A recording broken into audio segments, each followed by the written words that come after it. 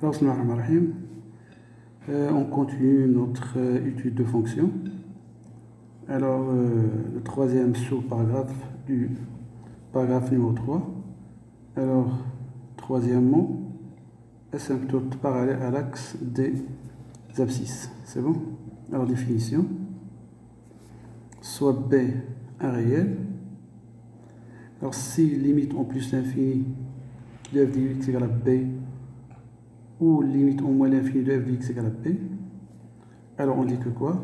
Que ce df admet une asymptote horizontale d'équation y égale à p au voisinage de plus l'infini ou de moins l'infini. Donc si on a limite en plus l'infini, donc c'est au voisinage de plus l'infini. Si on a limite en moins l'infini, alors au voisinage de moins l'infini.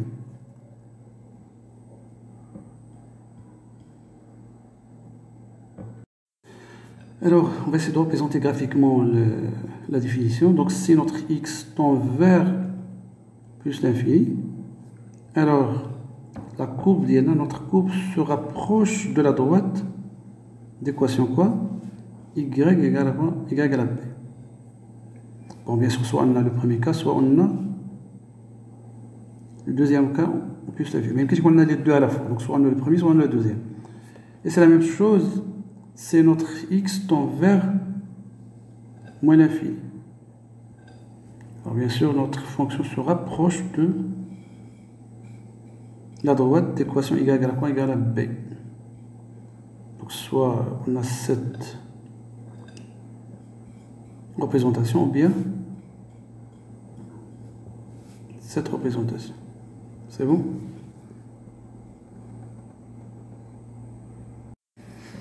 Alors maintenant, on va travailler sur un exemple d'application. Alors, soit f de x égale à 1 sur x, c'est-à-dire la fonction inverse. Alors, on a limite de f de x quand x tend vers plus l'infini égale à quoi? Égale à 1 sur l'infini, donc 1 sur plus l'infini, donc ça donne 0. C'est bon, donc limite de f de x égale à quoi? Égale à 0. Alors, on interprète géométriquement le résultat trouvé, c'est-à-dire on va donner une valeur géométrique de notre résultat.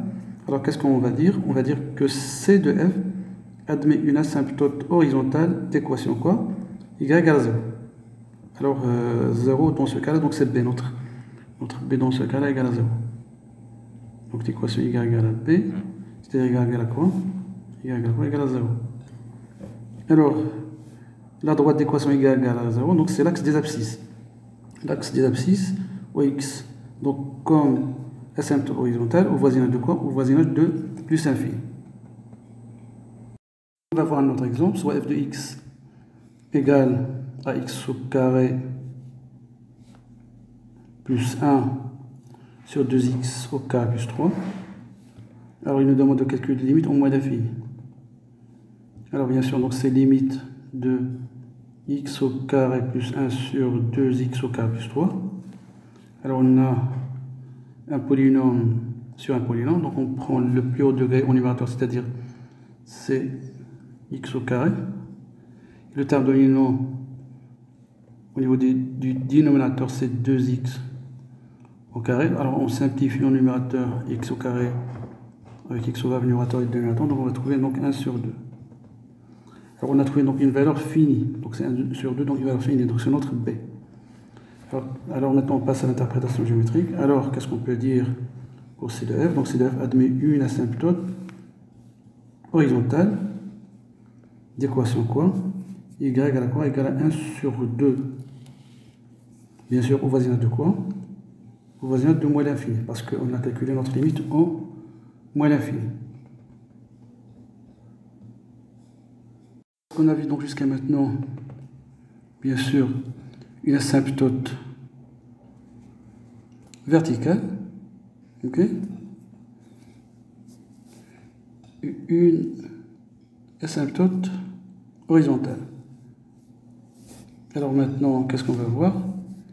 On va voir une asymptote oblique. Donc une asymptote donc, comme ça oblique. C'est-à-dire, c'est un cas ni le premier cas ni le deuxième cas. C'est bon, donc c'est une droite non parallèle ni à l'axe des abscisses, ni à l'axe des ordonnées. C'est bon? Alors maintenant, on passe à la définition. Alors, quatrièmement, alors petite 4. Alors, asymptote oblique.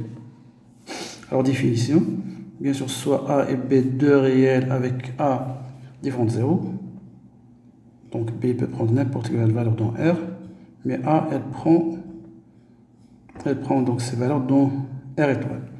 Alors, si on a limite en plus l'infini ou moins l'infini, donc ça soit plus l'infini ou bien moins l'infini, c'est bon? Alors, de quoi de f de x moins entre parenthèses ax plus b égale à quoi? Égale à 0. Donc, si cette limite égale à 0, qu'est-ce qu'on peut dire? Alors, on dit que quoi? Que C de f admet une asymptote oblique. C'est quoi son équation? Son équation, c'est y égale à quoi? Égale à ax plus b au voisinage de l'infini. C'est-à-dire suivant la limite. Si on calcule la limite en plus l'infini, donc au voisinage de plus l'infini. C'est bon? Donc si on est en train de calculer la limite en moins l'infini, donc c'est admis une asymptote oblique d'équation y égale à x plus b au voisinage de moins l'infini. C'est bon?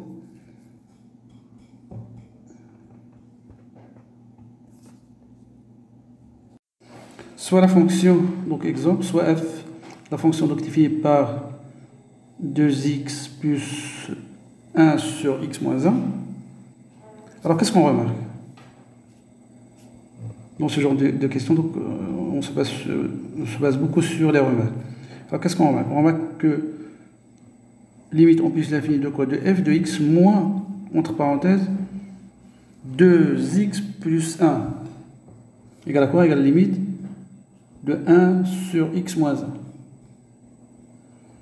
Et limite en plus l'infini de 1 sur x moins 1 égale à quoi? Égale à 0. Alors qu'est-ce qu'on peut dire? Alors, C de f admet quoi? Une asymptote oblique. C'est quoi son équation?